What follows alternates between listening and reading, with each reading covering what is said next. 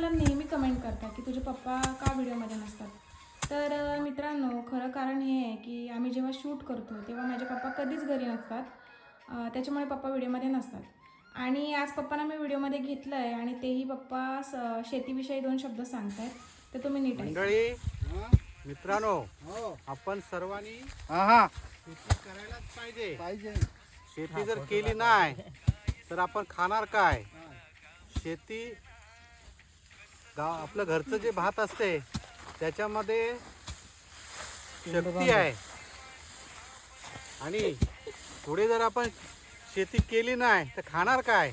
म्हणून याच्यासाठी आपल्याला शेती करणं आवश्यक आहे। तर मित्रांनो, आज फर्स्ट टाईम मी माझ्या पप्पांना व्हिडिओमध्ये घेतलं आणि तेही पप्पांनी शेतीविषयी खूप छान महत्त्व समजावून सांगितलं।